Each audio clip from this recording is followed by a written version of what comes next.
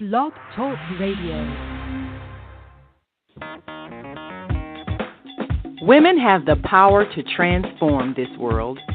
We can end crime and violence if we all agree to do one thing: share.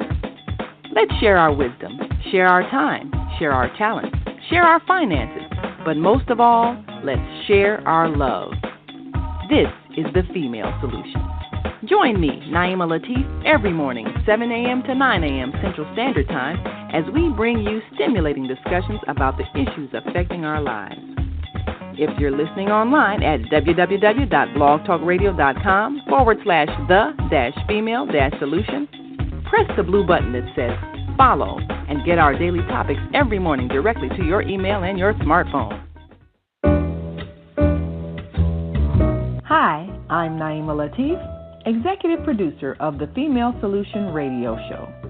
We invite you to call in 515-605-9325 and participate in this daily think tank as we examine the challenges we face and develop solutions that restore peace and harmony.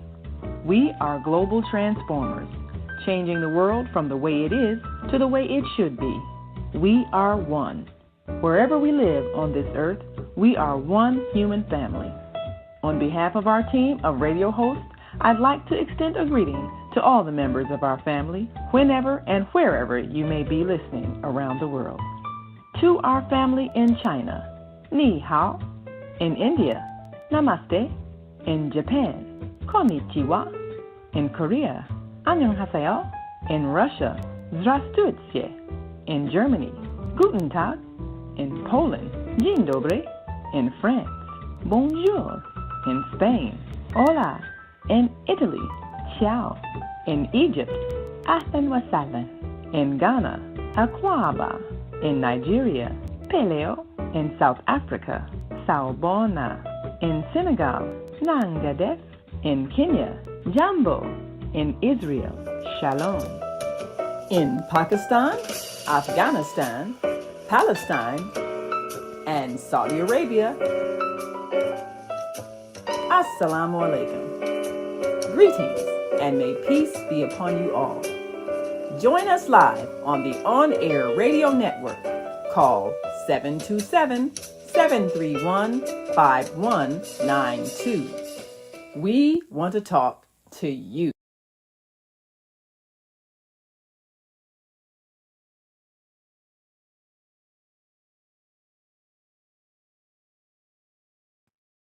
Yes, we do want to talk to you. And we are here live on the Female Solution Global Radio TV show. I'm Naima Latif, and we're going to join with our co-host Kareem Hamid and our special second Wednesday host Zoe Ma as we take a look at the economics of our nation and what it means for the upcoming presidency. We are too often afraid of change and believing that we don't have the power to change. Well, we've had a two-party system for a long time, and people have been told they need to select between a Republican or a Democratic candidate. But what about that third party that keeps surfacing, the Green Party, with a lot of ideas that people say they agree to, but yet they're not believing enough in their own interests to consider voting differently? What is it that would really change things here in America? Well, we're going to talk about it in just one moment. We'll be joined with our co-hosts, Kareem Hamid, and our American Muslim 360 family, and we want to hear from you. Give us a call, 727-731-5192 on the on-air radio network, or you can also reach us on our blog talk channels, 515-605-9325 or 515-605-9891. And of course, press 1 to let us know that you have something to say. We'll take a quick break and come right back. Are we really consider the Green Party for the U.S. presidency. And what would that mean in terms of a different economic policy? We'll be right back after this quick break, so stick and stay. Don't stray away. Yes, definitely. We'll be giving you more insight on some of our political analysts that will be covering the upcoming Democratic National Convention as we consider our options this year. We'll be right back, so stay with us. Hi, I'm Naima Latif, and if you're watching this, that means you're one of the 4.6 billion people from around the world who are using an electronic device to talk to people. In these times, people are using the internet to talk to everybody. Friends, neighbors, family members, co-workers. People are on their cell phones and computers all day long. Now, if you're in business, that is great news. That means you can sell your products and services all day long and never have to leave your home. All you need is a media connection, somebody to connect you to an audience. And that's why I'm talking to you today. We produce programs, and our audience members are people who shop. They buy clothes, food, beauty supplies, cleaning supplies, home repair, transportation services, child care services. Whatever you're selling, they need to buy it. We're your media connection. Just follow this link, and tomorrow you can sit back and relax at home while your business is making you money.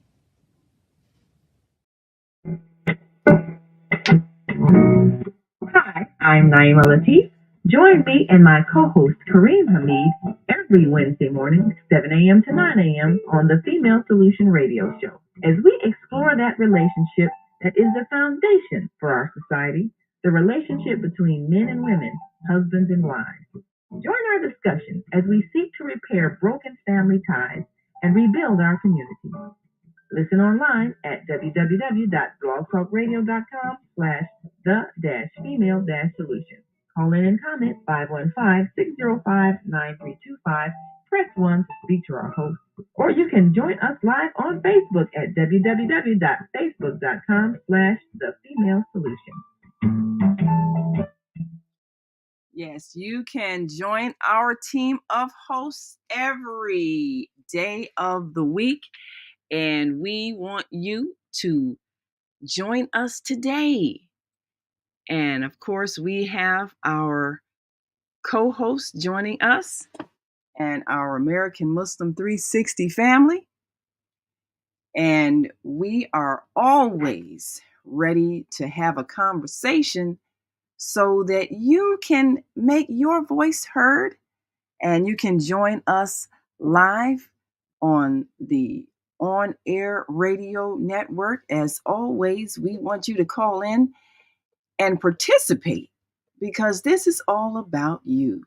And let's see, has our co-host joined us this morning? Yes, assalamu alaikum, Naeem. Wonderful. Wa alaikum salam. Well, we're excited because, as always, we get a chance to hear your wisdom on Wednesdays. And on the second Wednesdays of the month, our wonderful international businesswoman, Zoe Ma, joins us to give us a global perspective of our economic opportunities. And today we want to take a look at the political arena because we've been kind of stuck in a way of thinking in which we're believing that we don't have the power to change things. And we've heard from the Democratic Party and the Republican Party and all of them, getting indicted, going to jail, or being, threatened with possible imprisonment for impropriety. And we seem to be stuck there and not considering some alternatives. So our dear sister Zoe is joining us this morning because she's been exploring that third party, the Green Party candidate, and realizing that some of our economic goals have been better expressed by that third party. But we want to take a look at how possible do we think it is to just scrap this whole thing that we've been doing, herding into the Republicans and the Democrats and thinking we got to do it either or? Are we really ready to consider something else that might be in our better economic interest? So let me bring on to center stage our wonderful world traveling Zoe Ma. Grand Rising. Thank you so much. Got her green party shirt on. Yes. Well, we're here with our co-host Kareem Hamid and our American Muslim 360 family, and we've got folks listening from all across the world because we love for people to get an inside view of what's really happening here in America, because we know this election is going to affect a lot of lives, not just here but everywhere. So Zoe, tell us what got you excited and involved in wanting to participate in the Green Party. What did they say that sparked your interest? First of all, I want to talk about why I feel that American democracy just a facade, that people of color do not really have a voice. I came to this country 30 years ago, thought America is a land of freedom, human rights, democracy. But after 30 years, this year, 2024, it marks my 30 years living in the United States. And I just, especially after the Gaza, just basic genocide, made me realize, America is so complacent in the genocide, by my definition, compared to, the American media talking about the Uyghur genocide. You do not see a dead body anywhere. But here in Gaza, you see the building was demolished, the human bodies everywhere, and then now they define that as not a genocide. So it's more like here, the mainstream, the political machine actually define the vocabulary. It's not the common sense one. So I really look into what is America about. And to me, America is not a country of democracy. It's dollarocracy. It's the political system is dominated by money, not by the people. Democracy is supposed to be, ruled by the people. But in America, that both Democrats and Republicans are actually co-tutor their donors, which is the biggest player in the United States is AIPAC. That is Israel lobby, consists of Israelis and some Americans thinking they all plan for the interests of Israel at the expense of average Americans. So I was so disillusioned. I actually make a plan to exit myself out. I don't want to live in this country anymore.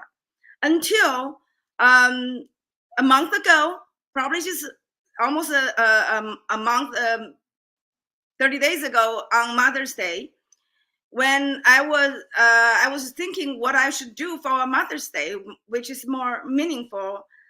And I decided to go downtown Chicago to attend this rally mourning for the Gaza mothers who lost their children in the last 8 months of the genocide in Gaza. And where I was approached by a lady who are collecting signatures for Joe Stein, the Green Party presidential candidate. And I just heard over the news that she was arrested when supporting the college students protesting against the war. And then Israeli investment in American universities. That's really, to me, was so surprised. Education institutions are also infiltrated by Israeli interests. Not only the American government, the Congress, the presidency, and also the media. I think if you heard, two well-known Black journalists was fired from their post for criticizing Israel. One is a Black Republican, Candice Owen, and the other one is a Black Democrat, who is Brianna Gray. So the Democratic Party and the Republican Party do not consider people of color as Americans. They need our representation just for as a token of for inclusiveness. But when the truth and the real conflict break out, when we start talking about humanity, include all life matters. If they have issue with the Black Lives Matters, the white people come on with the all life matters. Sure, all life matters. How about people in Gaza, across the world? No, if you are brown color, brown skin, and you are not considered a part of the humanity by their definition. Those people have their own definition of humanity, which do not include people of color. So when I heard Jill Stein was arrested for supporting college students, and that really resonated with me, because 35 years ago, I was one of the college students protests in Beijing Tiananmen Square. So activists for grassroots activists for the interests of ordinary people, it's running in my blood.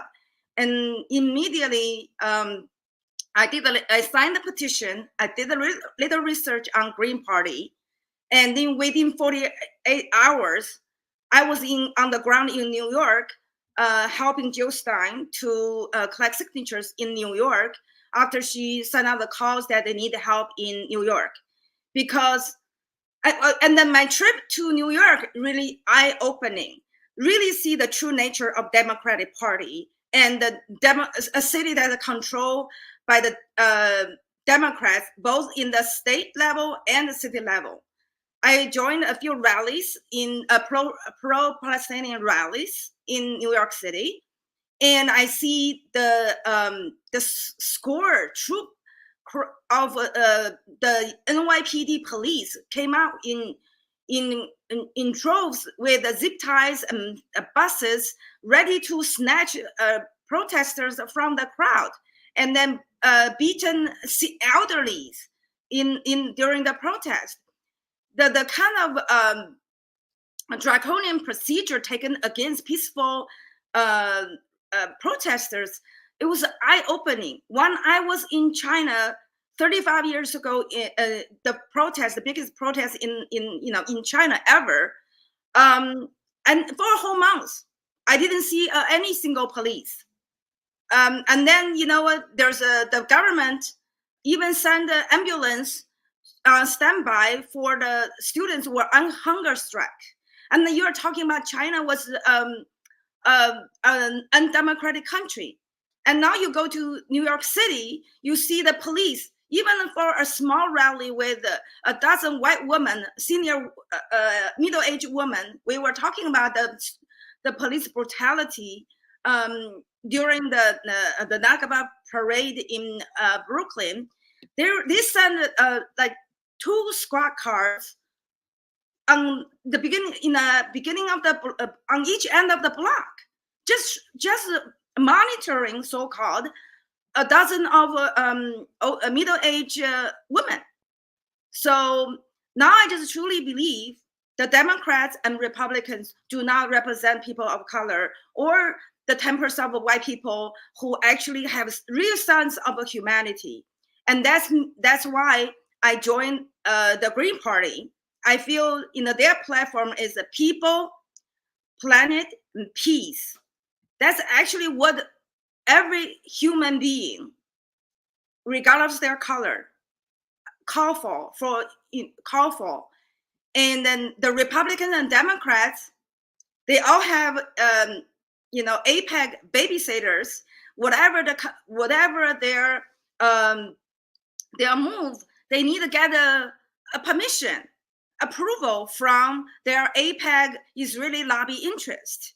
If you hear recently, Carl, I think the one of the senators, I think Massey, was interviewed. He said the Republicans Each of them, except him, has a babysitter, the APEC babysitter. They need they see the approvals from that, from any political movement, and also they, most recently there's two laws were passed in the House. One is called so-called Anti-Semitism Awareness Act, which is criminalize on campus, high school or college, any criticism of Israel. That's number one. And the other one is another act in being debated is to strip away of nonprofit status of any organization supporter of Palestine. So those two acts, legislation actually has footprint of APEC on it. They are intrusion of our American basic rights, freedom of speech, freedom of religion. As a Christians, if you criticize Jews for betraying, put Jesus Christ on the cross, you become anti-Semites. And then if you make such speech on campus, school will be defunded from the federal government. So they force you to take action against you. So let me ask you this question. This, and then for those who are listening, on our Blog Talk channels, on screen on our Facebook and YouTube channels on the Female Solution, we have the list of 2024 registered Green Party presidential candidates, and there are quite a few who have been actively involved in campaigning for president. And the Green Party also has an upcoming convention, to just like the other ones, scheduled to select a candidate to be on the ballot and to run. And this is these issues that are so deeply emotionally moving have stirred people, as you said, Zoe, to consider something else where at least their interests can be heard. If you have censorship happening and an obvious economic interests backing this war effort, somebody has to free themselves to speak up and say that this is wrong and this is not in the interest of American people. We have been manipulated for too long. People misusing religion to justify an economic drive and a desire to maintain an economic system that is very oppressive. And so there has to be a voice that is different than the Republican and Democratic parties, which is really the two sides of the same coin when it comes down to it. But the fact, like you pointed out, where people are being censored for even saying something, just like you experienced as a youth in the protests in Tiananmen Square in China, governments can be very repressive. And when you have the media that controls what people see and hear, it's difficult for people to make independent decisions. So just to free our minds to even consider another party, another platform, another philosophy, that takes a lot for a lot of people. So Kareem, as you're, of course, listening to the very passionate Zoe talk about this, and knowing her background as one of those college student protesters at a very volatile time in our world's history, what are your thoughts about that? So many people do things out of fear, and we've heard people afraid to speak about things, afraid to take a stand on things, afraid to let somebody from another point of view come and speak to their gatherings because they're afraid of repression. Do you think we really have the kind of free democracy in this nation that we always brag about? Or is there an undercurrent of threat if you don't comply with what's the acceptable philosophy. What are your thoughts on that? Yes. Are you asking me? Oh, This is we're going to not have a Kareem unique- respond to what you just said, Zoe. Go ahead, Kareem. Yes. Yes. This is not a one-off. This is not a unique situation that we're in. This all occurred in the 1950s with the Red Scare, the Senator McCarthy hearing. Mm-hmm. People were blacklisted. People lost their jobs, their careers. And that is what is happening at this time. You are threatened with loss of income, position, or any way they can negatively affect you. You know, we're the only country that we only look at two political systems, Democrat and Republican. Most countries, not all, but most have a multi-party system other than just two choices to choose from. And the problem with that is that it is very expensive. It is very expensive to campaign in this country. Airtime is very expensive. Yeah. People are not aware of the other political parties because it costs so much to purchase airtime. And the wealthy, they have their own agenda. They fund, they purchase political candidates Oh, yes. to toe the line for what they want. So the average person is somewhat priced out of the political system. The Green Party has been active for quite a good while now. But if you ask any citizen, who is the Green Party candidate? A lot of them don't know because there isn't.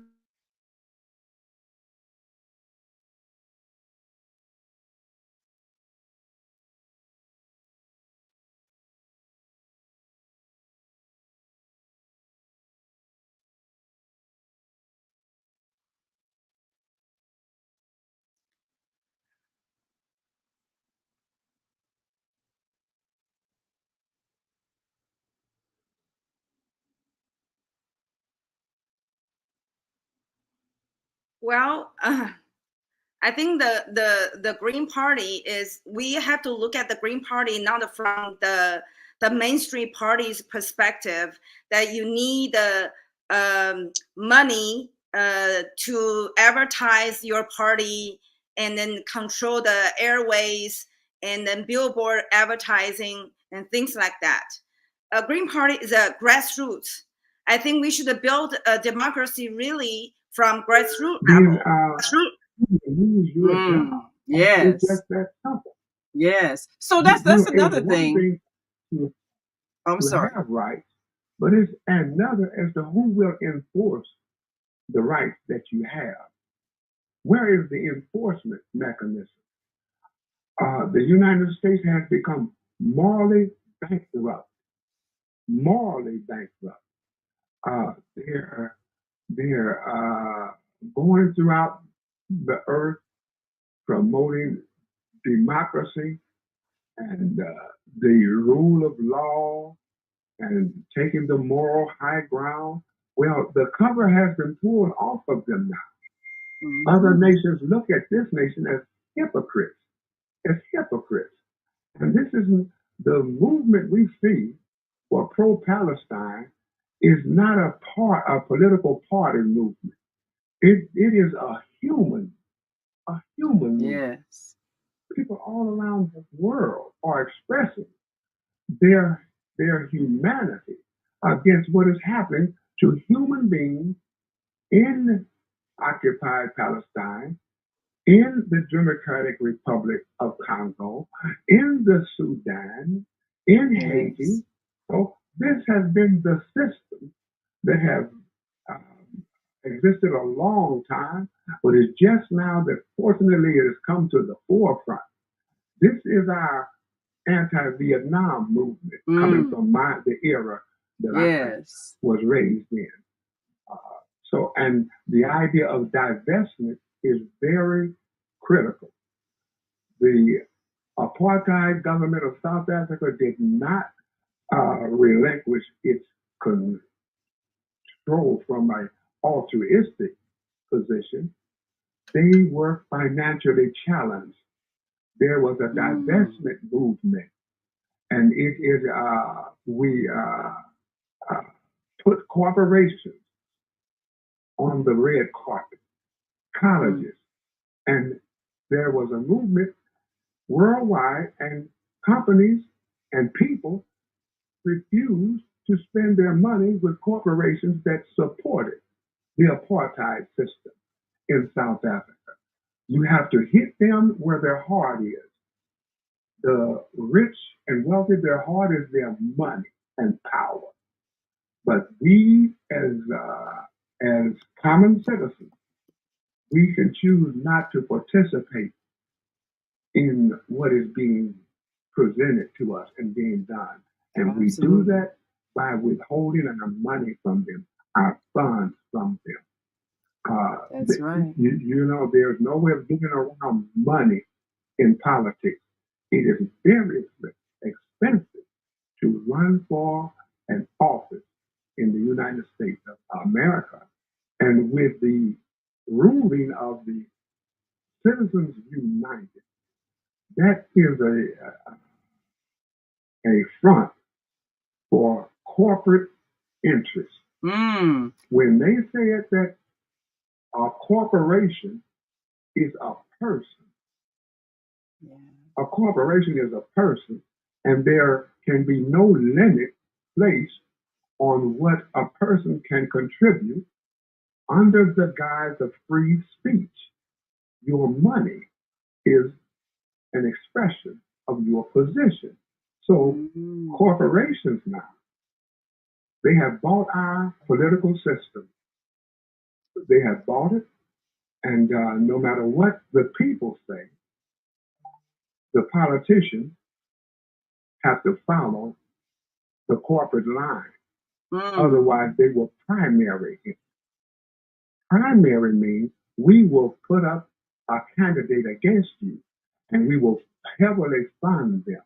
We will support them.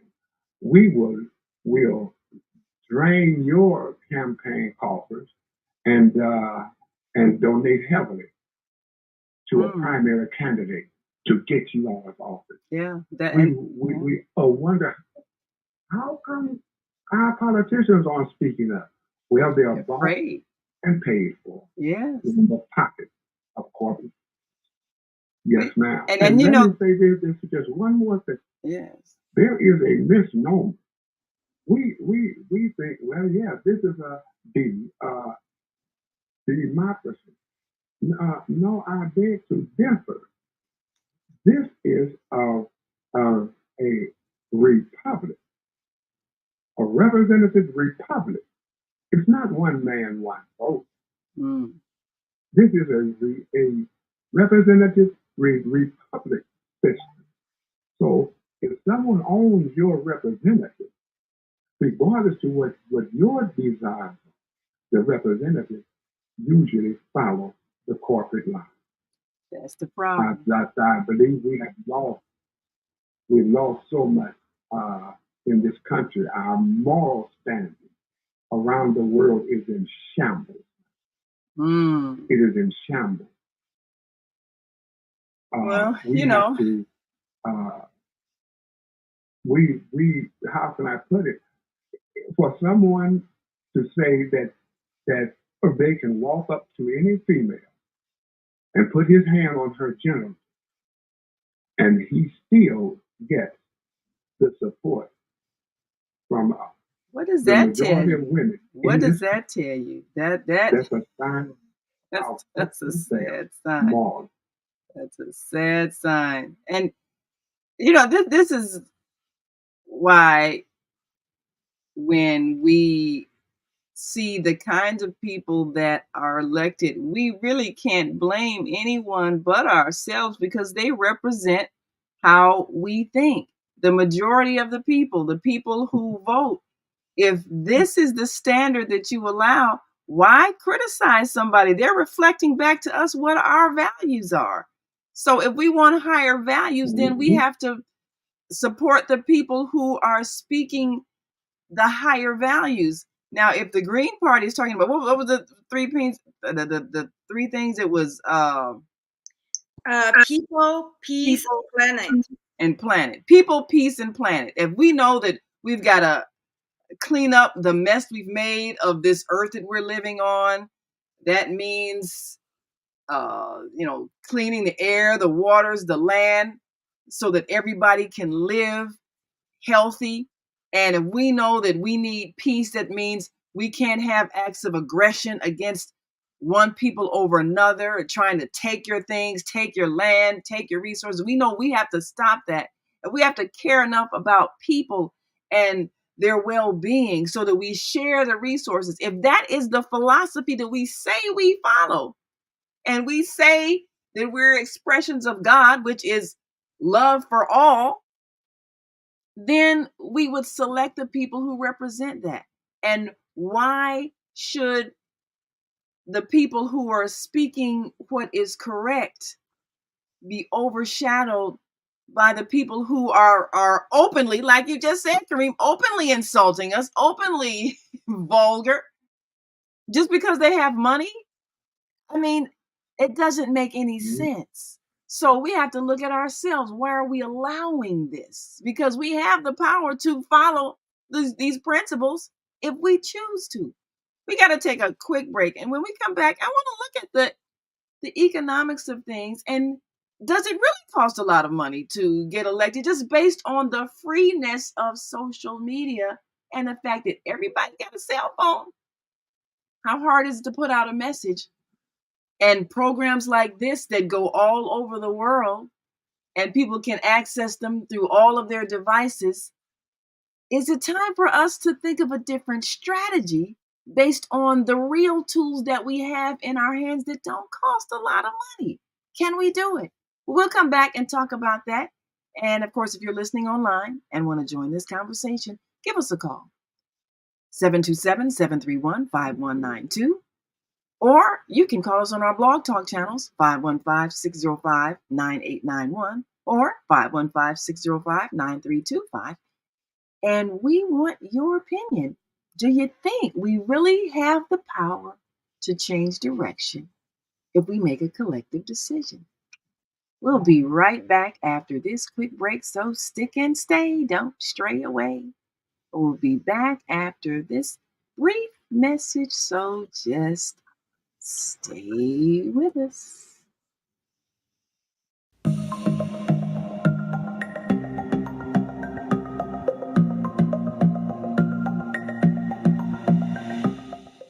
Hi, I'm Barbara.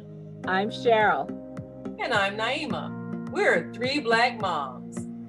And in case you didn't notice the resemblance, we're also three sisters. We're going to be coming to you every week, sharing our successes and our mistakes as we navigate our lives as moms, wives, sisters, daughters, and of course, Black women in today's world. We'll talk about it all: race, politics, religion, economics, culture, and we'll take a look at everything from whether or not to use corporal punishment to how do you teach your children about sex. Look for our upcoming book, Growing Up Charles. It's a personal story about our lives growing up in Maple Park on Chicago's South Side. I'm Barbara. I'm Cheryl. And I'm Naima. We're three Black moms. Follow us on Facebook and subscribe to our YouTube channel, Three Black Moms.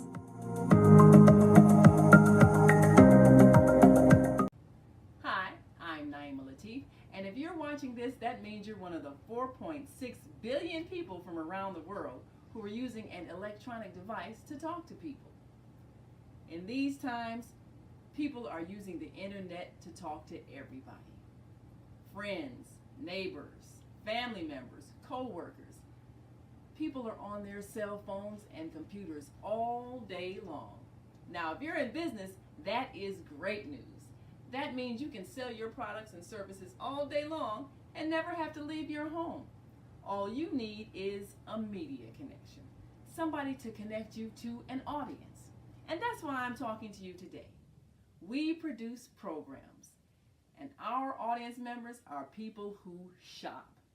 They buy clothes, food, beauty supplies, cleaning supplies, home repair, transportation services, child care services. Whatever you're selling, they need to buy it.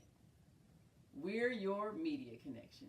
Just follow this link, and tomorrow you can sit back and relax at home while your business is making you money.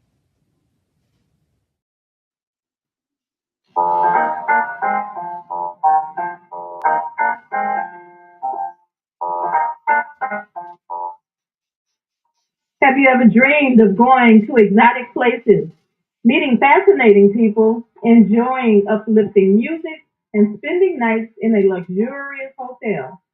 Do you look forward to a relaxing vacation where you can walk along the beach or sit in a quiet park and enjoy the sunset or sunrise? Whether you're flying around the world or driving across the country, we will share travel tips that will help you stay safe while you enjoy the journey. Join me every third Saturday of the month, 12 noon to 2 p.m. Central Standard Time, and move around with Deborah here on the Female Solution Show. Call in and comment 515-605-9325 and press 1 to speak.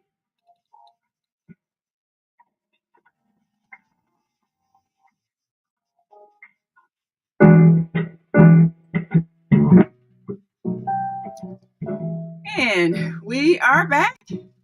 You're listening to and watching the Female Solution Global Radio TV show. I'm Naima Latif, along with our co-host Kareem Hamid and our American Muslim 360 family. And on our second Wednesday, we've got our special host Zoe, as we shop with Zoe and look at the economy. And today we're looking at the politics of economics as we consider a party that has been around a while, the Green Party.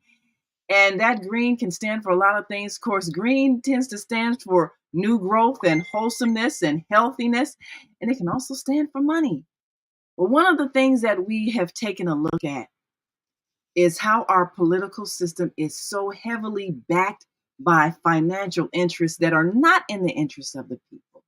So I want to ask our host and our co-host and all of you, given the new systems that we have of communication that are readily accessible to anybody with a cell phone or a computer, does it really cost that much to win an election? Because we've had some major upsets in Congress, people who were grassroots organizers.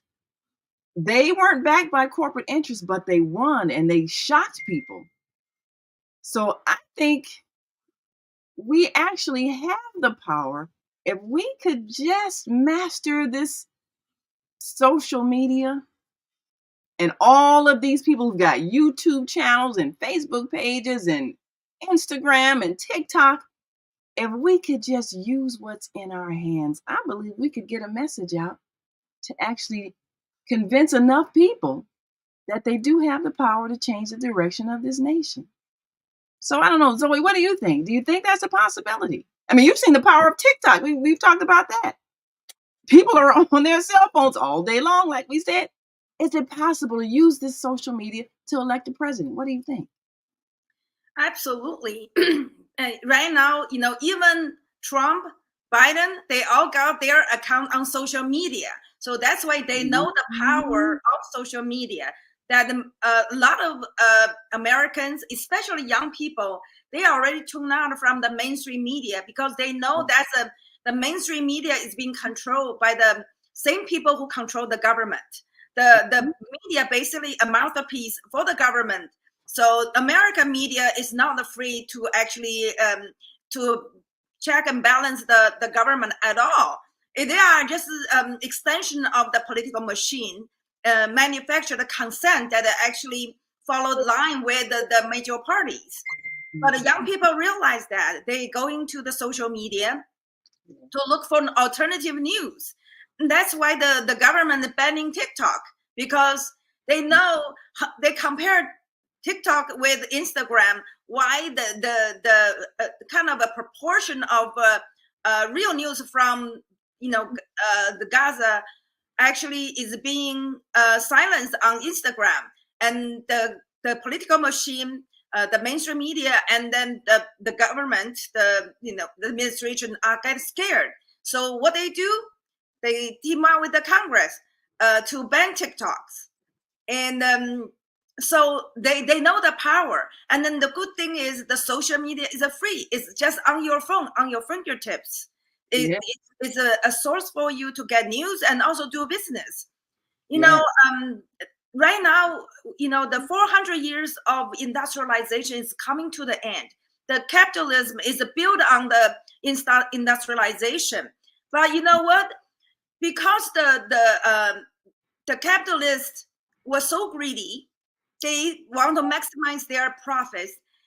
They find a way to use globalization to outsource all the productivity, the manufacture base out of the country. So, and then they actually basically deindustrialize United States as well as Europe.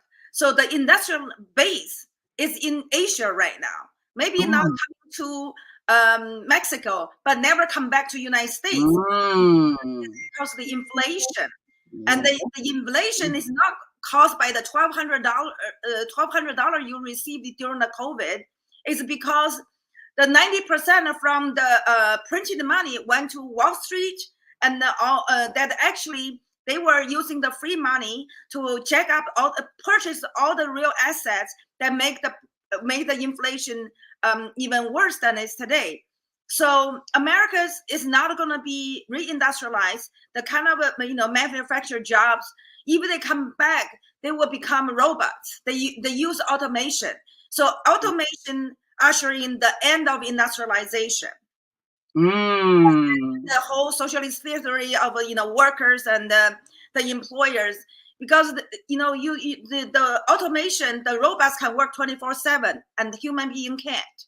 Then they are, and that's why the Chinese made products are so inexpensive, because they already outsource a lot of the low end manufacturer to Southeast Asia and Mexico. They are using robots in the machines to make, I think, like the electric car can be made in a few minutes, a whole car. And that's why it's so inexpensive. Chinese product is inexpensive, not because of the so-called child labor. No, there's no child labor. It's it's a robot. That is the cheap labor you can ever find. It costs nothing.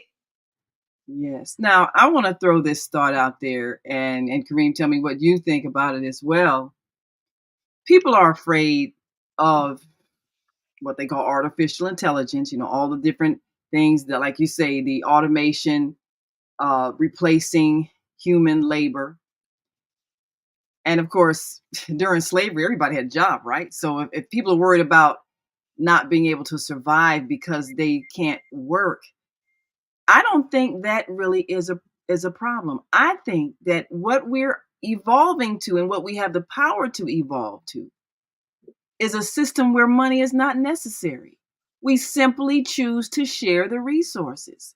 There's no reason why we need any kind of symbol to exchange what we need to exchange. I believe, and we're working diligently on creating this, that there is a way that we can simply provide for the needs of the people and make life easier for people by using the technology that we have. And it shouldn't be where you can't eat if you can't work. That doesn't make any logical sense. I watch these food pantries give out food to people, and these people haven't worked for the food. They're hungry, so they need food. So that's the intelligent thing to do. Feed them. But then I've also seen places where food is stored up and rots and everything, and they won't give it out to people. And then I've seen people out on the street homeless, and they're starving. They can't, so they start robbing people because the people who are hoarding and controlling and storing and keeping the food won't give it to the people who need it. So what sense does that make? If you have something, then give it. I think all a government needs to be is as an organization that distributes things and organizes resources so that everybody has what they need. And it's very simple to do. You do not need money. There is no cost to live. That's a delusion. That's an illusion we've created. If we would just share, then everybody would have what they need, and we could also use the automation to make life easier. So robots aren't taking jobs.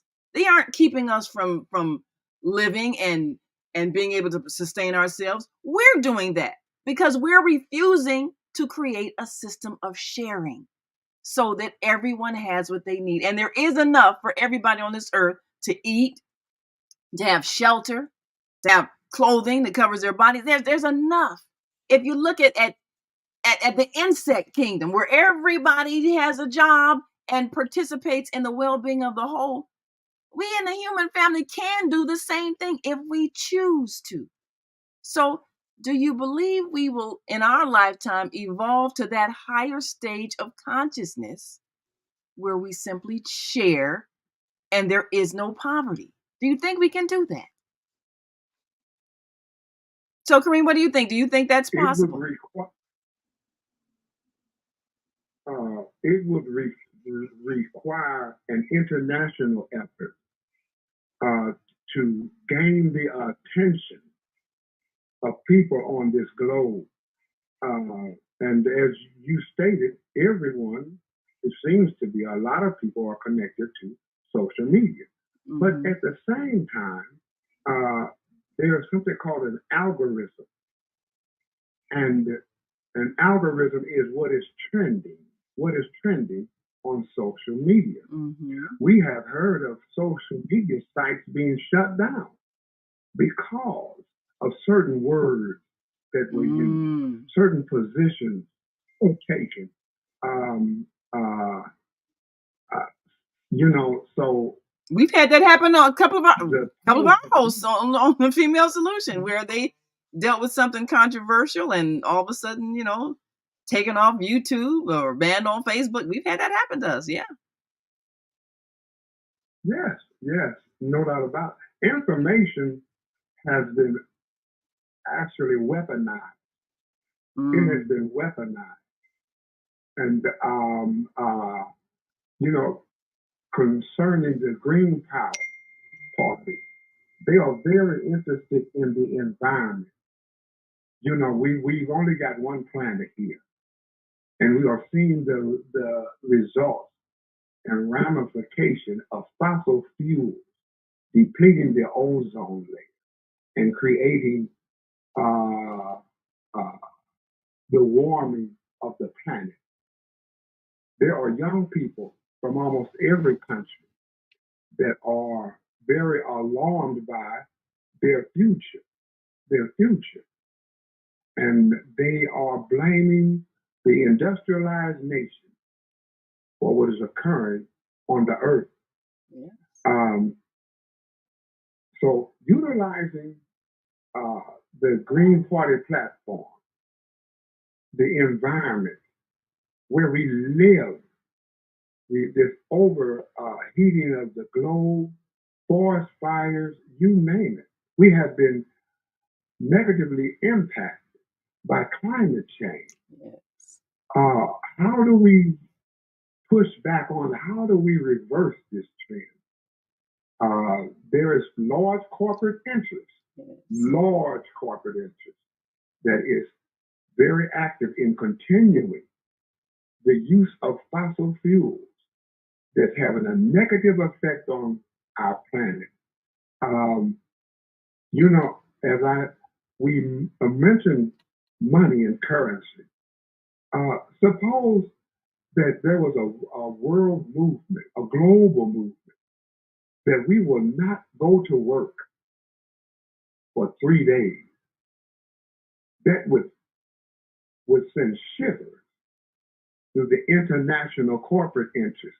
Now, no one thinks who we are describing is not just a small corporate entity. No, there is universal, international corporate interest, and they meet.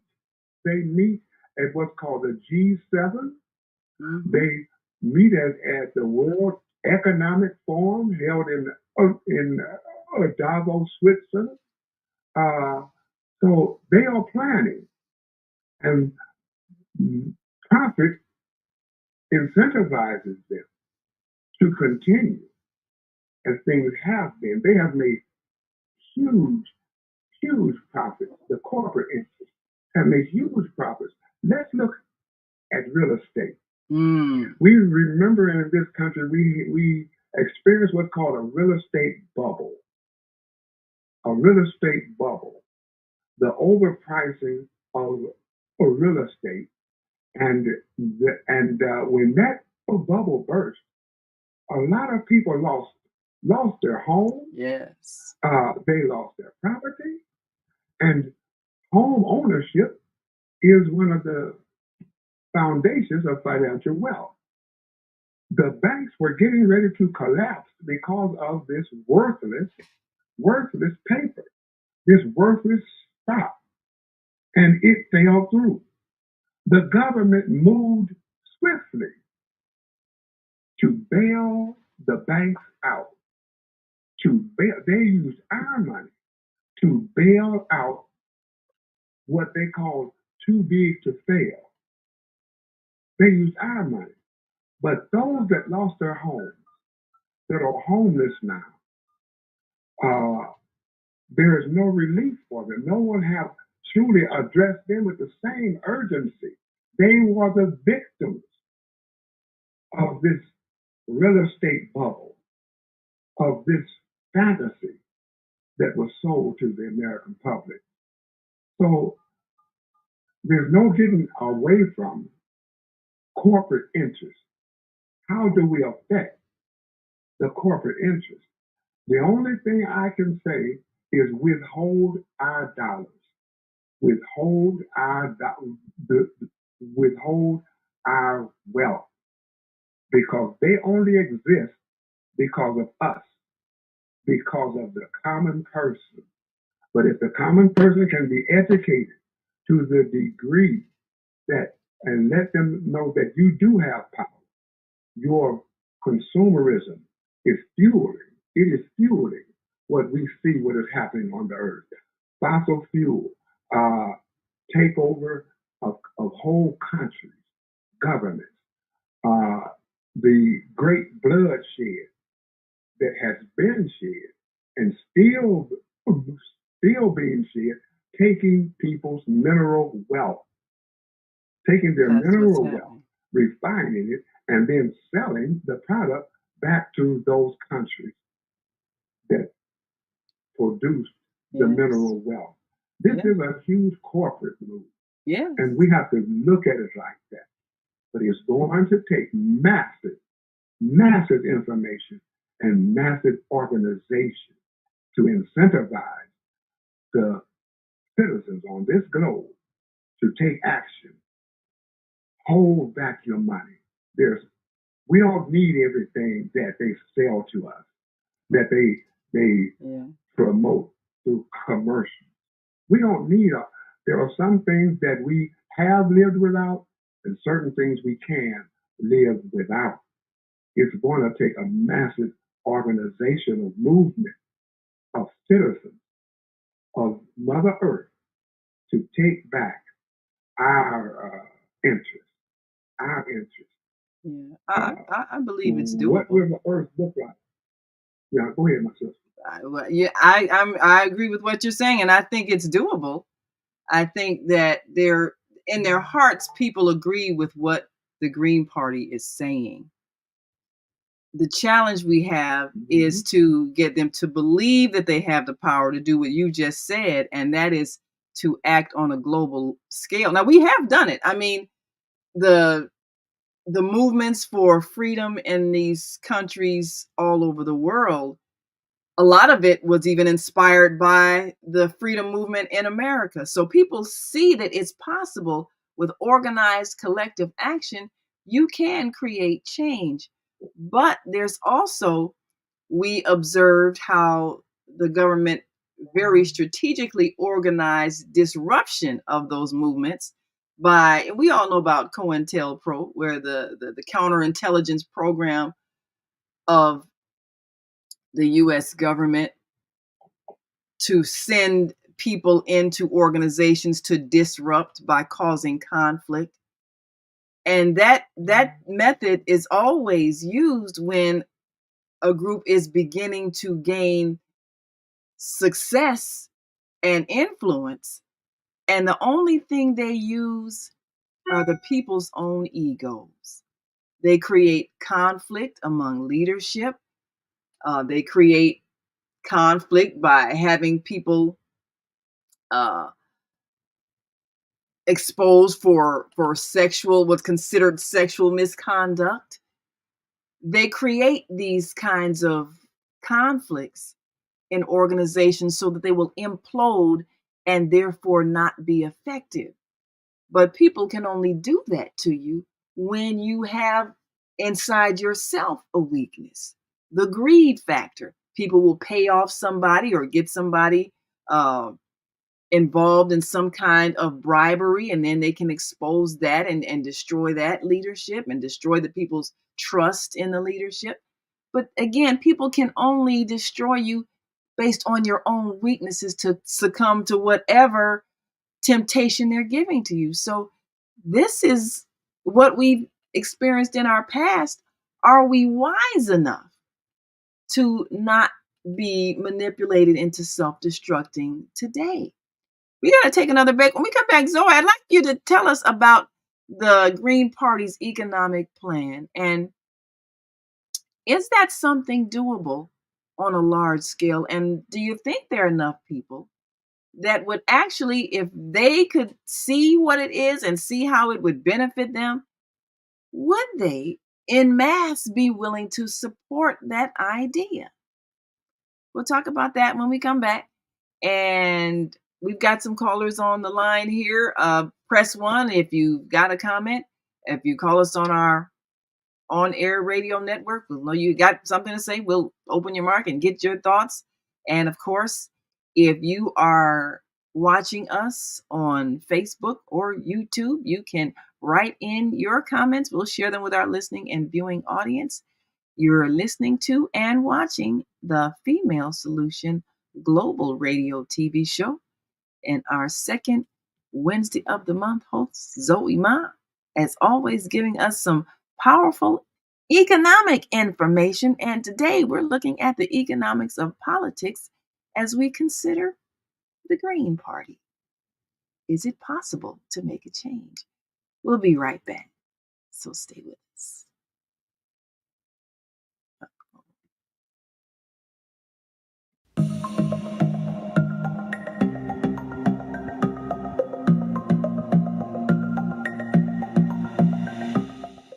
Hi, I'm Barbara. I'm Cheryl. And I'm Naima. We're 3 Black moms. And in case you didn't notice the resemblance, we're also 3 sisters. We're going to be coming to you every week, sharing our successes and our mistakes as we navigate our lives as moms, wives, sisters, daughters, and of course, Black women in today's world. We'll talk about it all: race, politics, religion, economics, culture, and we'll take a look at everything from whether or not to use corporal punishment to How do you teach your children about sex? Look for our upcoming book, Growing Up Charles. It's a personal story about our lives growing up in Maple Park on Chicago's South Side. I'm Barbara. I'm Cheryl. And I'm Naima. We're 3 Black Moms. Follow us on Facebook and subscribe to our YouTube channel, 3 Black Moms. Hope Radio.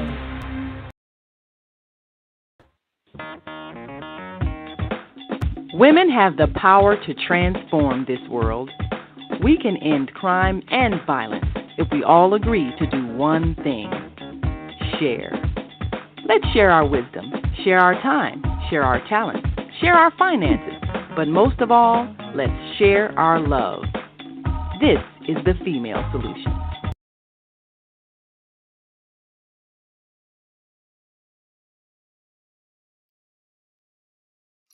And we are back. You're listening to and watching the Female Solution Global Radio TV show. I'm Naima Latif, along with our co-host Kareem Hamid and our American Muslim 360 family. And of course, for our second Wednesday of the month, our host Zoe Ma, as she gives us a global perspective on economics. And today we are taking a look at the economics of politics and the Green Party. Are we willing to consider the Green Party based on the fact that they are expressing what really is in our hearts, our desire for our lives, our planet, our future? But are we believing we can actually make a change? For the last nearly 2 centuries now, I guess a couple of centuries, we have been stuck in this two-party system. And it's been the same people, the wealthy landowners and lawyers and people who control the banking industry have been the ones running the government. And they have orchestrated systems that further their global economic interests. And so what we're experiencing are wars that have an economic agenda, and every single war has had one. So we get manipulated by the media to support the idea we're fighting for freedom. No, we're not.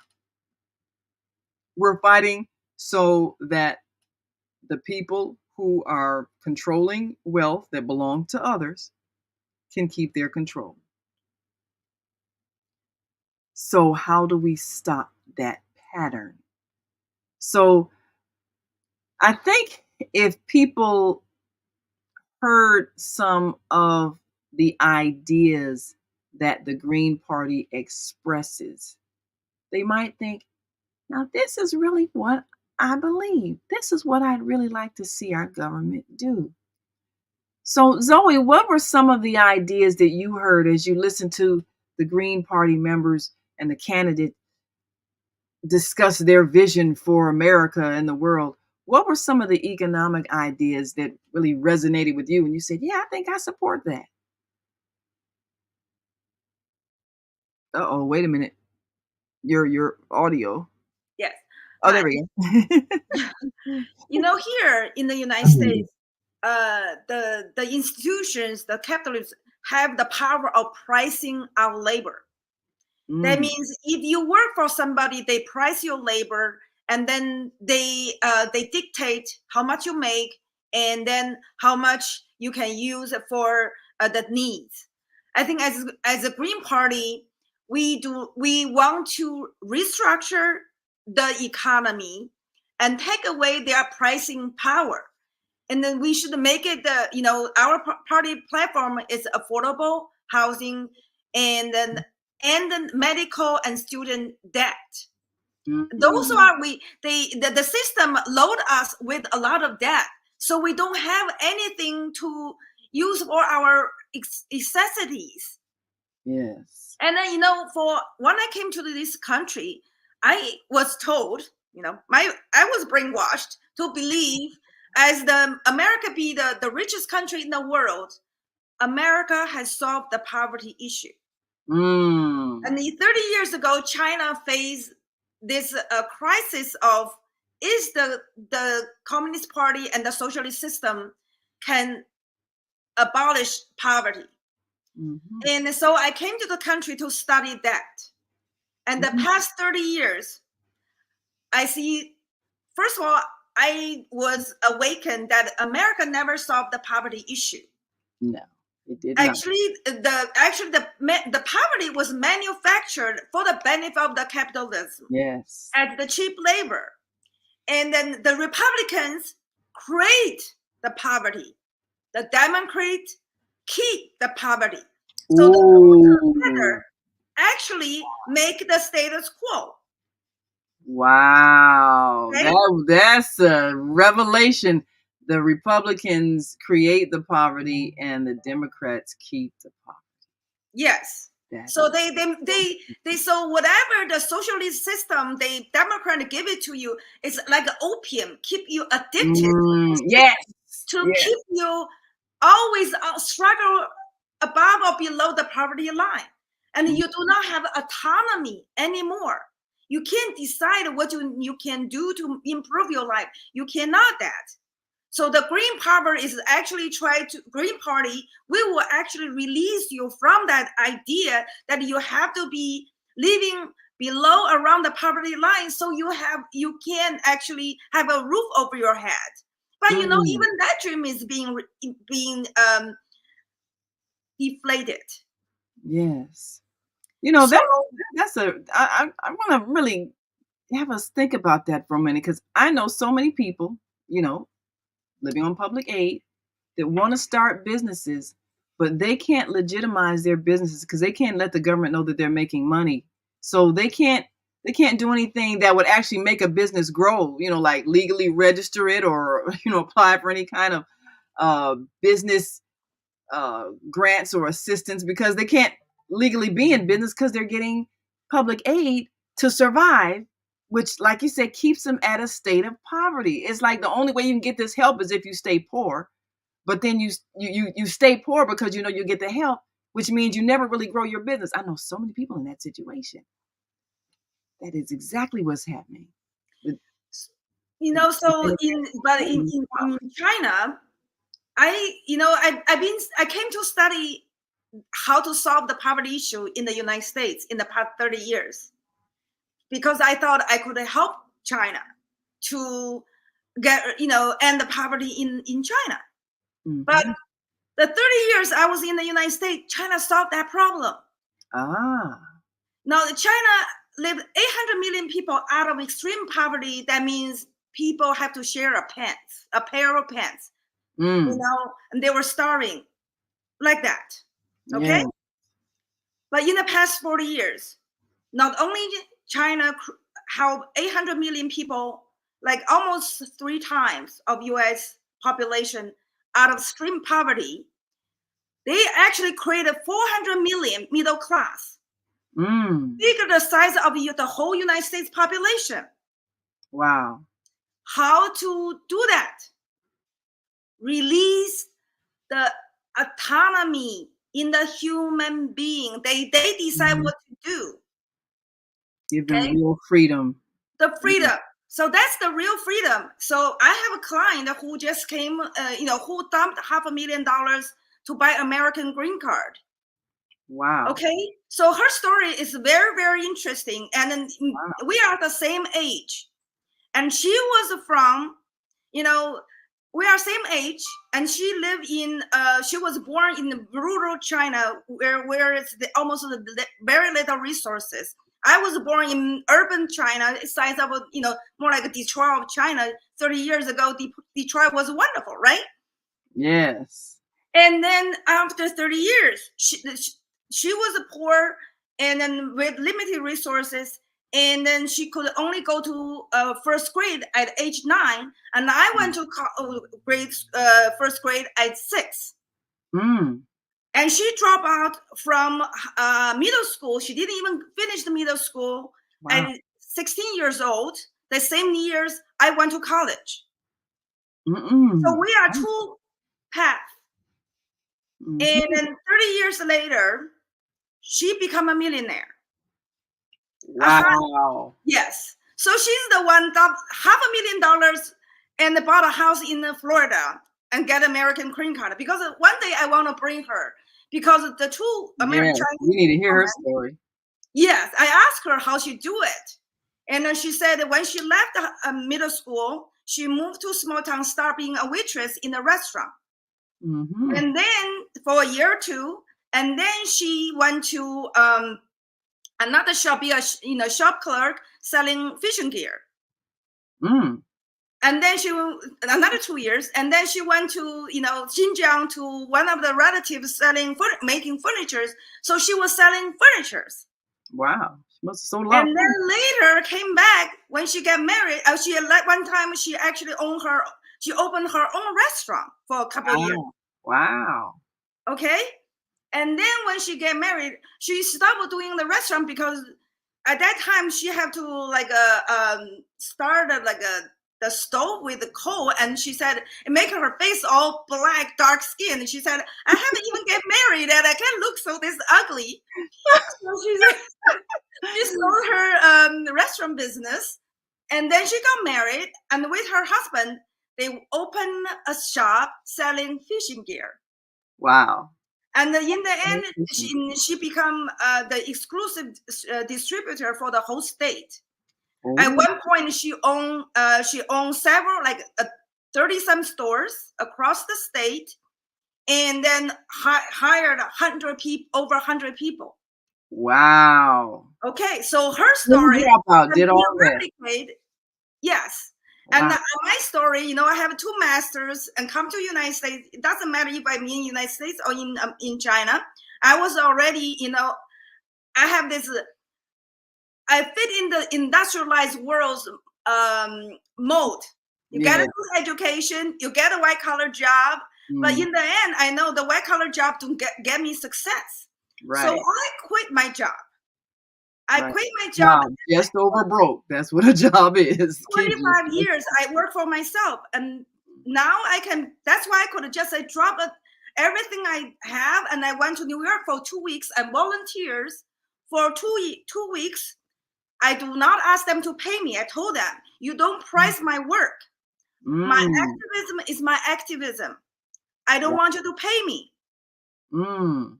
I pay my own way to go to New York. They just put me up for some places. I work for 14 days, 15 days over there. I could do that. Interesting. Yeah. And then that's why I say, we need to boycott the corporate world. Yes. Yes. They define you. They only use 10% of your talent, and they pay you for that 10%. And you waste your 90% of your talent. All your skills, your people skills, and then the way that you gather information from just exchange with other people. But the corporate world, they define you, what you can do, how much you can pay. They keep you hooked. The opium, which is the weekly salary, is that the salary is like an opiate. You're right, and people will underperform their whole lives and depend on that salary, not believing they have the power to generate much, much more if they did it for themselves. They don't believe it. And then, like you say, companies, they will put a price tag on your labor. And how brainwashing is that? We start to treat people with different levels of respect based on a dollar figure that they earn. Oh, you earn a lot of money. I will treat you with great respect. Oh, you don't earn much. I'm going to disregard you and be rude to you. That's how we're trained to think, and that's how we treat people. So they've manufactured a class system based on a dollar figure that they put on our labor, and then the limits that they put on our efforts and our creativity to make us feel like we're not of value. And how many people have swallowed that and stayed in that small category? Oh, well, I'm just a clerk. Oh, I'm just a waitress. Oh, I'm just a garbage, a sanitation worker.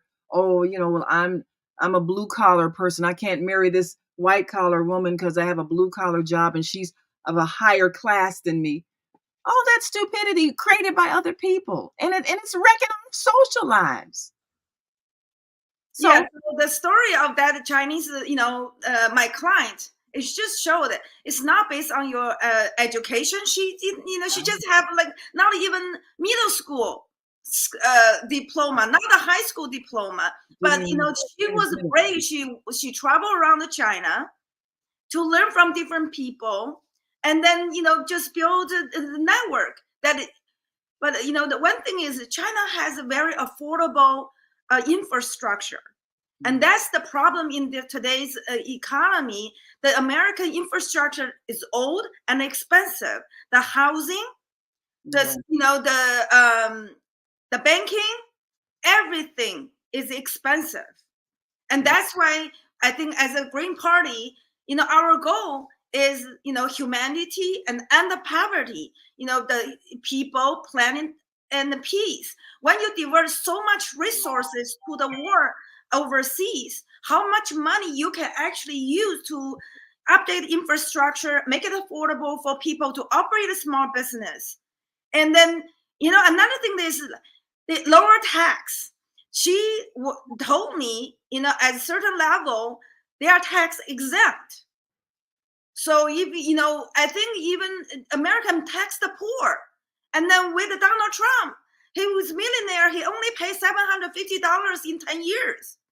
And the corporation, which is own the most wealth in the United States, they pay almost zero taxes. So our tax structure is wrong.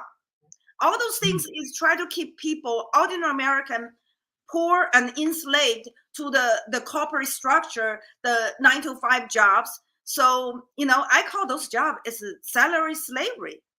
Yes, salary slavery. That's exactly what we're in. And we are fearful if we lose that slavery. If we lose that salary, we believe we can't survive. And people lose their creative ability to think of other ways of producing some kind of product or service that is of value that can sustain them. We become mentally crippled. That's what this education system does. How many college educated people do we know that are struggling to find employment and cannot think of a way to do something as simple as selling peanuts, just generate revenue? I mean, what was your friend selling? Fishing equipment? Yeah. I mean, there are so many ways to survive, but we become crippled by an education system that convinces us that other people control whether or not we can survive. And so we stop thinking for ourselves. That's not education. Yeah, we have to shape ourselves to meet their mold. If we are a little bit, we have to get our edges cut off so they can fit in their job description. And then we auction ourselves on their platform, see if they can accept us. We should turn the other way around. Absolutely. And then with today's technology, the end of industrialization, the automation and the social media actually give us a new platform that we can do business. The social media, reduce the cost of doing business. We do not have to have money that we need to borrow from the bank to open the storefront on the main street. Not anymore. Not and that's anymore. power. That's power. That is power. And it's the same thing with the communication systems, the media. We're constantly reminding people that the world has changed and the way we do business has changed. And all you need is a cell phone to connect to the world. So it's the same thing with politics. We don't need to buy multi-million-dollar ads on television to get elected. All we need is a cell phone and a message that touches the hearts of people. And if enough of us believe that we can do it, then each person will contribute their part to make it happen. I believe we'll see it in our time. That we can do attribute their. And so, well, Kareem, do you have any callers on your switchboard? I think we've got a few callers that want to weigh in, and we certainly encourage you to press 1 if you've got a comment you'd like to share. And if you're on our Facebook or YouTube page, of course, add your comments. We're looking at the Green Party for the US presidency.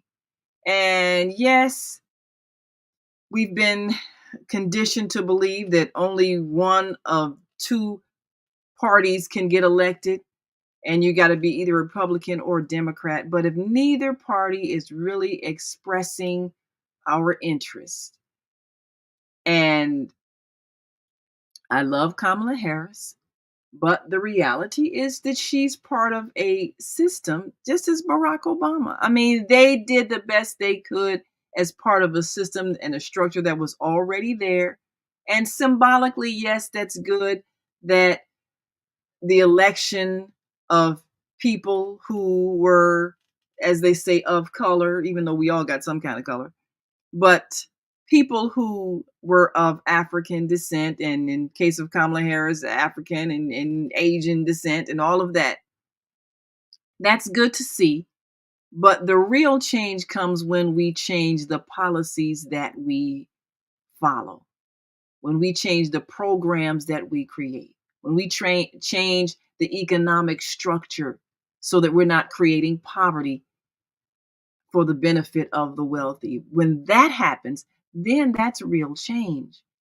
And like both of you all have said, people who express these ideas often get censored because of fear that those who've been in power have, that once we realize they really are no longer in power, we will change our behavior. And like you said, we'll stop spending money with those corporations that are financing oppression. We'll decide we don't need those products and services that they provide. We'll create a whole new banking system, a whole new economic system, a whole new system of exchange that doesn't require us to even interact with the current banking system. I mean, people are doing it already, coming up with different bartering systems and different kinds of currencies, cryptocurrencies and all that. People are coming up with different ways of exchanging things that eliminates the current system. But now, what about the debt? Because you mentioned, Zoe, you mentioned the debt that people have that's crippling. It's the system that we're brainwashed into following. Everybody thinks, well, I got to save a certain amount of money to get my children through college. And, that means I'm going to have to work this job and stay on this salary so I can pay this money for my child to go to college and get an education and get a degree so they can find a job. I mean, we're brainwashed to think that that's what we have to do. And so we keep doing it.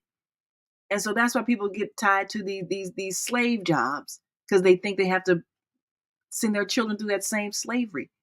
Do you think people are willing to do something different, such as teach their children entrepreneurship, teach them real estate investment, teach them sales, teach them how to create and manufacture things?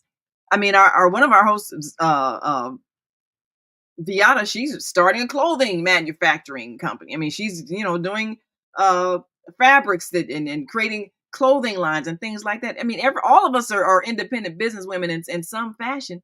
Do you think that people will teach this idea to their children instead of teaching them that they have to spend an exorbitant amount of money to get a college degree, even borrow money from these same exploitive banks and be in debt for 30 years trying to pay it off? Do you think people are willing to consider a different system? Well, Naima, people vote their pocketbook. Yes, that's true.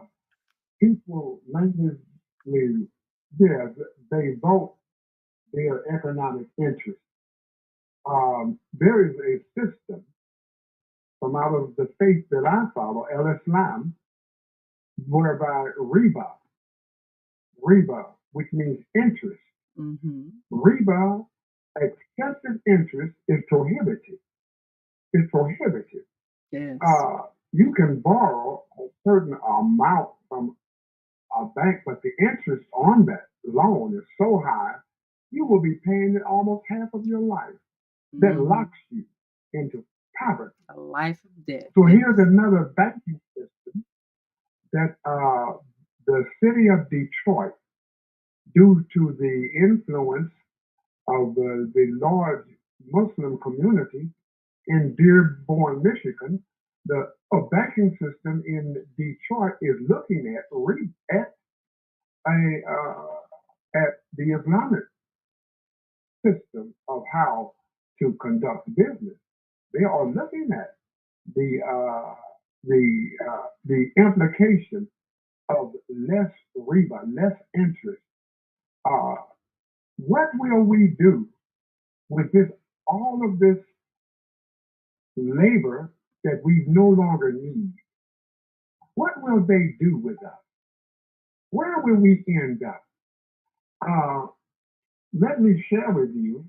I mentioned the economic forum held in Davos, Switzerland. Let me share with you a statement from the founder of that international organization. His name is Charles Schwab, and I'm quite sure many of us have heard that name. He is an investor. Here is what he says. No one is thinking about long-term consequences. Like what? If we do not want to be dominated by technology, we have to become a more human society. What we need to master, what leadership style, what capabilities do we need to master all these technologies?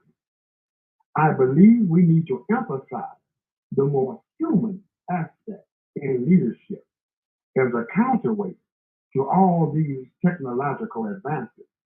If you think about what a human being is, we exist because of brain, soul, heart.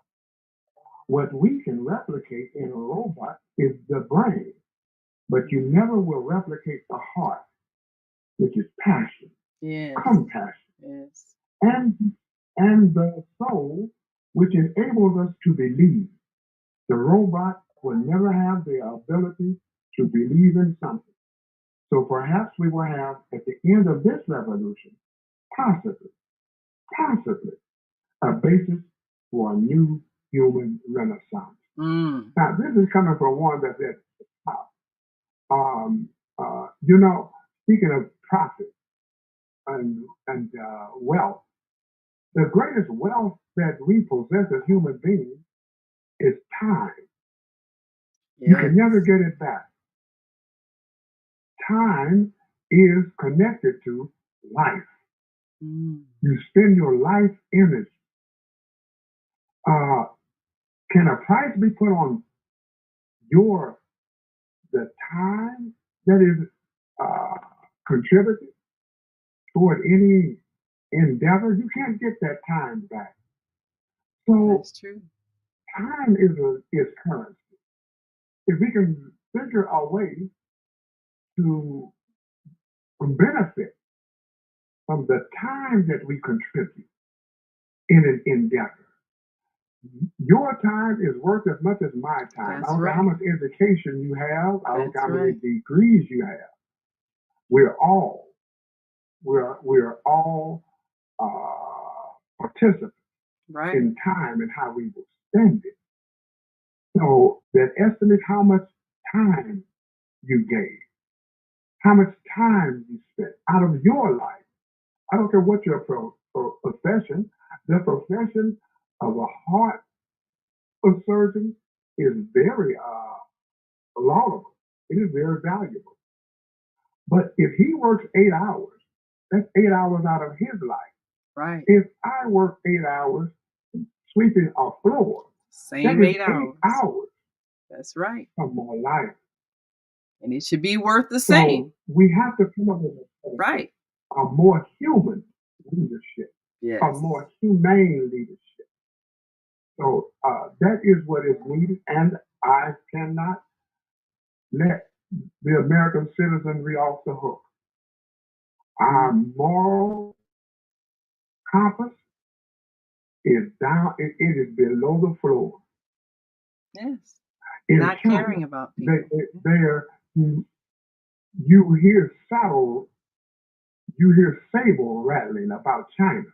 China is this, we have to block China. Well, there was a revolution after Mao. And I mean the intellectual revolution.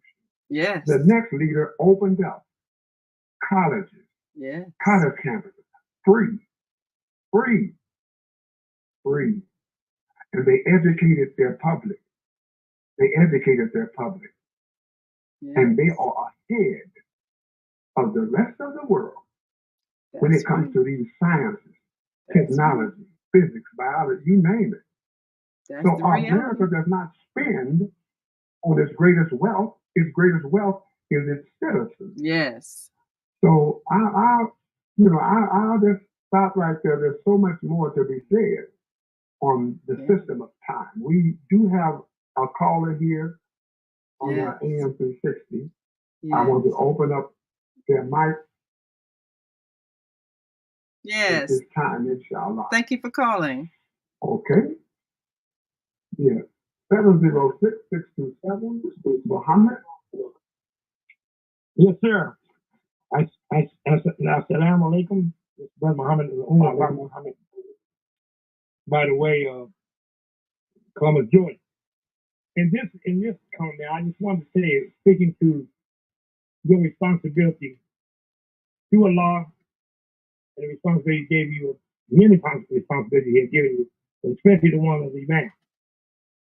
So I know that Imam always like to talk about if the door is open to the solution of whatever we're talking about. We're trying to help each other go about it in a pace that is beneficial to their faith and don't make it more difficult than what the Shaitan is doing and we're doing our own self because of not having a proper leadership, etc. This word instant, the way that it was given to us, inshallah, by Allah's messenger, because it was a message of the Quran to reveal to us, share with us on how to go about living. Riba is anything. Money is one of the most important because it's one of the main things that Shaitan has used his value system in the highest expression, cash, gold, whatever, and has the human being been threatened about losing it, which we know is also a quotation in the Quran, how Shaitan will do. But riba is anything that will take your interest from you. Any agreement that will take your interest away from you and make it difficult for you to establish your worship to Allah, establish food, shelter, and clothing and transportation that you need like any other human being, regardless of what their belief is, and it takes your time away from it. Your environment also is riba that takes away your time in taking care of it more than you taking care of your responsibility to saving your own soul, to worshiping your creator, and making sure that your family and your loved ones have the same opportunity to stay that focus. Our problem with the finance is true, but there's already been a clear cut to that. I have talked to federal VA people who have agreed that the Christians and Muslims have the same right to have a very, very marginal, low interest of the federal government being more in riba of concern about making sure you be successful in the freedom that this country gives you to live your life and pursue the happiness. But you only going to get it by overruling the influence of Satan and those human beings and those environments that are in place is a challenge to you. And Allah has told us you can only climb over these obstacles if you maintain your interest, your riba in your worship, and be in control of your riba to where it's never a threat to any concept, emotion, peace at home, peace with your family, neighbors, etc. And this is why Allah has told us you come out of this interest-bearing society. We live in a society that boldly tell you that you're not going to do nothing in this society, that I'm not going to use to capitalize off of your ignorance, your misunderstanding of human concerns, and you're going to serve my benefit, my interest, my reason. And so, I mean, again, when we look at the broad picture, it helps us deal with interest, regardless of how it might come. We are even told to don't let our husbands or our wives become such an interest to us that we start making decisions that goes against what the law says to please her, to please the people, to please ourselves. So I think when we get back, like I said in the beginning of this comment, and I know how difficult an imam's job is because I have been a strong supporter and I have read many, many books on the duties of an imam in many levels so that I know how to support this difficult attack that Shaitan definitely puts on our leadership, especially our imams, our scholars, and our common sense believers. And he never changes. He's going to do that until our interest is secured in following what is the guidance of the Quran and following the life example of Prophet Muhammad and come and do it in a unified way. First, amongst those who have accepted the responsibility by using the language that being a law servant has agreed upon to do with their own free will, not being coerced. Then the other interests in the river that the world is in, we can start reading. That's why they're looking at the banking system. Now, I've studied Islamic banking way back when I was a young believer.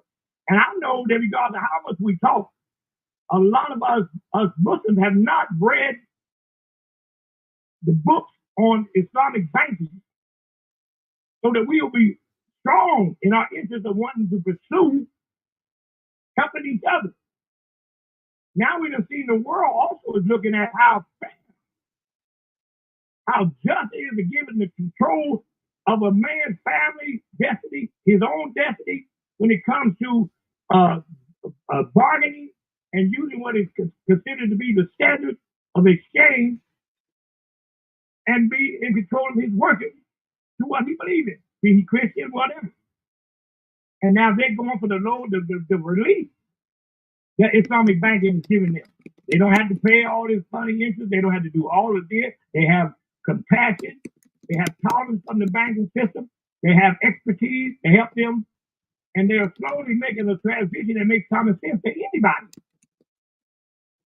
So I'm just saying, when we get back to enjoying the benefits of always remembering the law in Al-Islam and what and how it compares to other ways in the life, like Allah has said, because Allah said it is the best way for all of those who believe in having a good life in this world and having peace of mind and interest in their future destiny.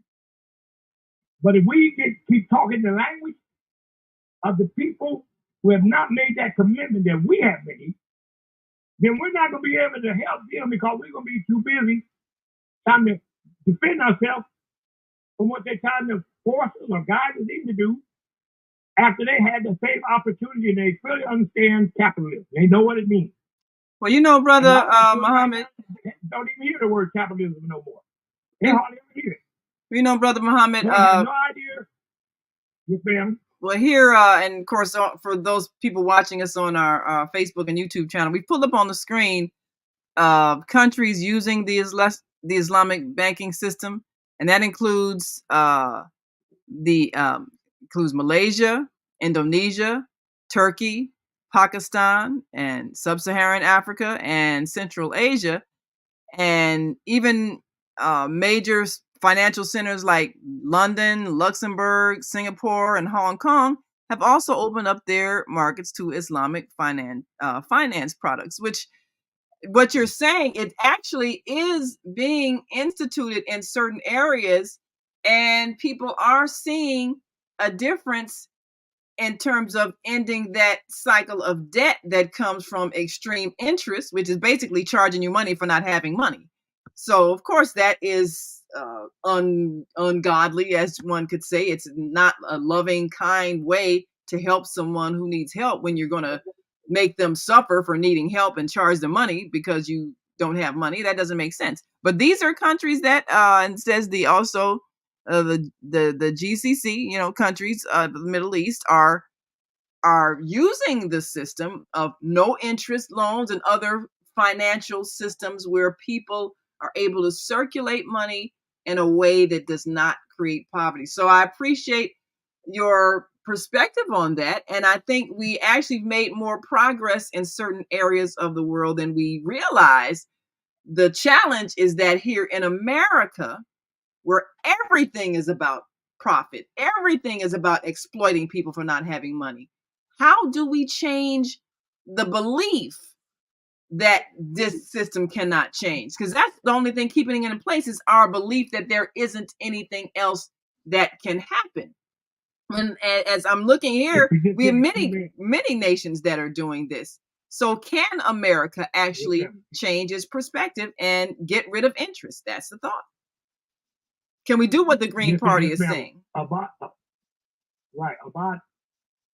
guess maybe 22 years ago or 23 years ago, we in our community had started running to partial Islamic institutions of lending, partial Islamic knowledge, and we've always taught what Allah says about interest bearing to those who are new believers and those who have been there.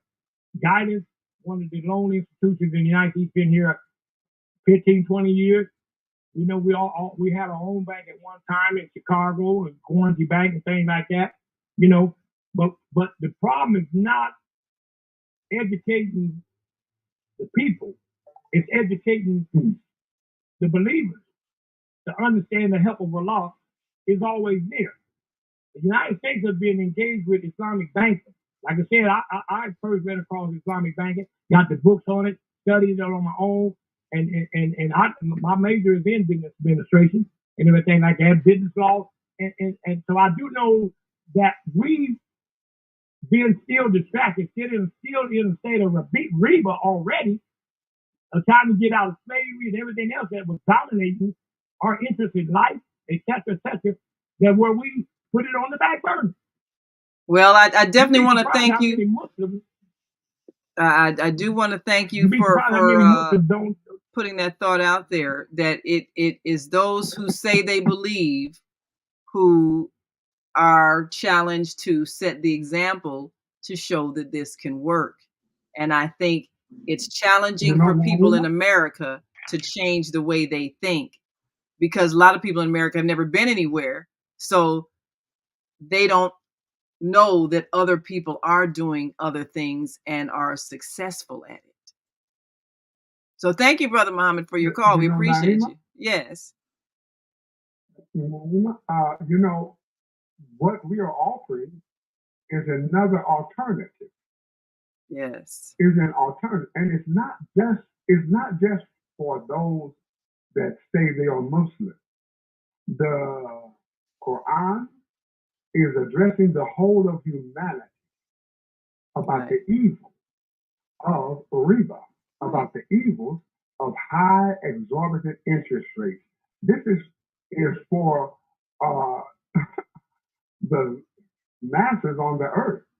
Not just, don't say, well, that's just for them. No, it is for every human being that there is an alternative.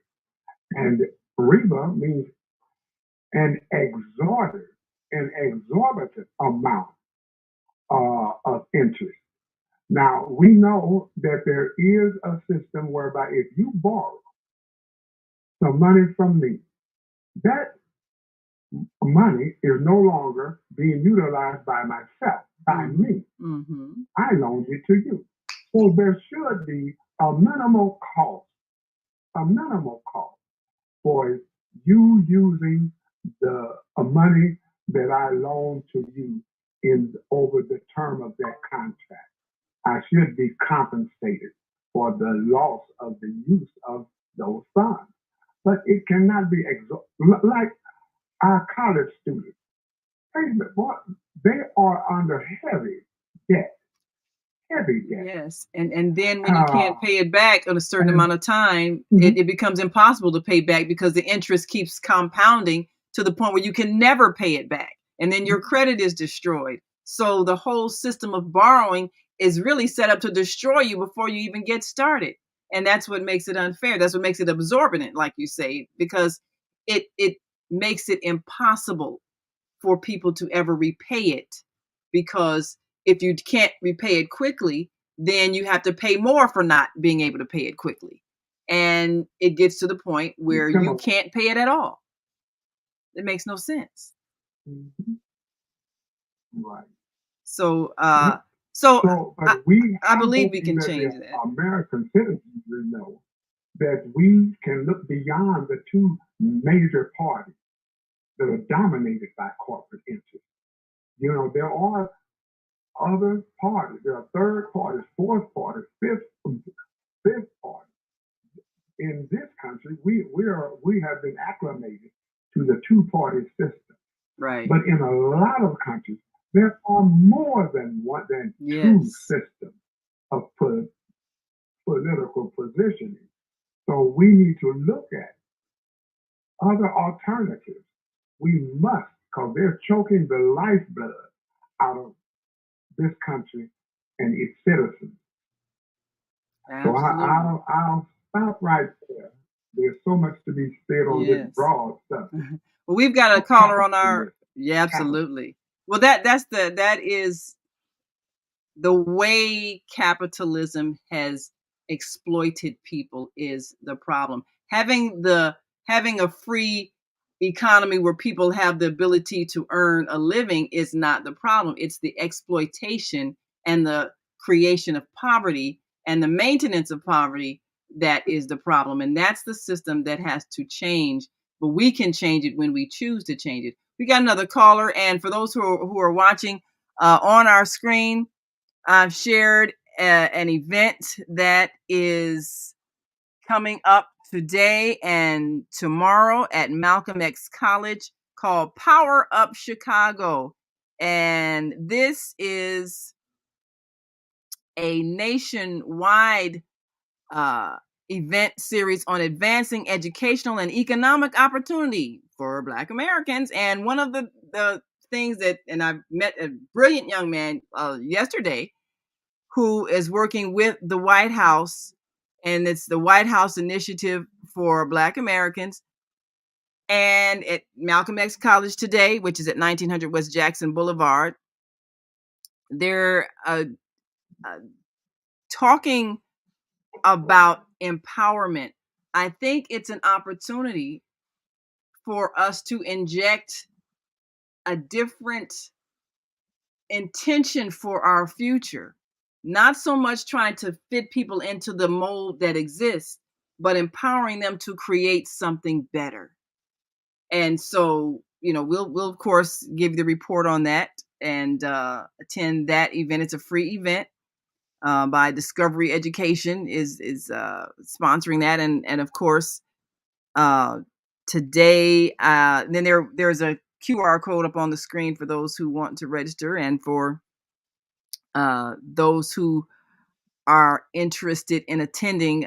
There's an event starts this evening at 6, and then tomorrow from 9 to 5 called Power Up Chicago at Malcolm X College today, 1900 West Jackson Boulevard in Chicago. And this is an event that's designed to encourage young people to get involved in the education of themselves, to understand how government works. But I think we have even greater responsibility to examine what we have and then choose to create something better. And I think what the Green Party, I believe, offers is a way of freeing our minds from believing that we don't have an alternative choice, and freeing us from believing we can't create a different economic system. I believe we can, and I believe that if collectively we choose to do it, we will do it. And Zelda says, Grand Rising, oh wise ones. Thanks for the awakening. Yes, Zelda, thank you for being a part of the awakening as well. We're excited because we get a chance every day to hear words of wisdom from our hosts and their guests. And let me go to this caller in the few minutes we have left, and get some comments as we consider the power that we have to make a change this election year. Area code 111. Give us your name, where you're calling from, and your comment. First and foremost, praise God, Grand Rising, beloved Sister Naima. Praising Father God and praising Mother God. Assalamu alaikum, beloved. Yes. Alaikum assalam, my brother. Yes. This is Brother Neil. Also, the Shy Apostle from 5525 South Lafayette, Chicago. And I hope I have a few minutes left because you're exploring a topic that's so important. The green, our political system. First of all, you got a couple of minutes before we wrap up. I'll be real quick. Yes, sir. A couple of minutes. If you're gonna play spades or be it with like Aunt Zelda plays, or you're gonna play basketball, you got to learn the rules. Absolutely. And most people don't know the rules of our Constitution, of our system of America. They don't know the rules. And when you talk about the topic with Naima that you touched on, and me, how Zoe, because first of all, she does very well with her limited English, and she has great English. I love her accent, like I love our London host accent. I just love accents because it tells where you've been. Yeah, and so he says "Ni hao, Zoe." One of the things we need to one of the things we need to do is in educating ourselves on our Constitution and our system and learning how to work it and make it work for us, because it is this is a republic. And it's for the people. It's the first of its kind, experiment of its kind, like Abraham Lincoln said, where the people have a choice of what they say so of how they're governed. And you do that by your participation in government. Yes. That's why I said when they wrote the Constitution, they said in order to form a more perfect union. They knew it wasn't perfect then. They were dealing with slavery then. So therefore, it's up to us to participate and learn and use our vote. And then those people who go represent us, those politicians who represent us, they represent the people. They work for the people. And when you know the law, when you know the rights and you know your rights as a citizen, then your rights as a citizen are exercised when you come together and unify and exert your power. And you exert your power through your representatives. And then also, as my brother said, Kareem said, how you spend your money. But at the same time, the things that those businesses in your neighborhood, because I'm gonna say it, your politicians supposed to be negotiating and bringing businesses, bringing jobs, and doing things to work for your neighborhood, and learning and asking you how to spend your tax dollars. That's right. They're supposed to ask us. That's right. We have to exactly. That's right. We have to learn the rules of the game before we talk about the game. Because we constantly talk about they. But and when it comes down to it, it's about 90 seconds. You're right. And it's about, like we say in Chicago where I grew up, who you with. I like that. That's right. We got to go, Brother Neil. Thank you so much for adding your words of wisdom. I love God. I love God. And God spelled backwards for all them devils out. It's God. And I'm an Air Force Alpha nuclear dog. Well, all right. Well, Brother Neil, we appreciate you so very much. Where the nuclear bomb was built underground. 60 seconds. We need to unify. Yes, we do. We need to learn the rules and learn the Constitution. I got one in my bag right now. I keep one little small one with me. Learn your rights as a citizen. There you go. What the representatives do for you, and you can fire them anytime. That's right. That's what our vote does. My brother Kareem said right quick. Yeah, but we thank you so much. We got to go, but we thank you so much for your comments because we've got to go. We got to go.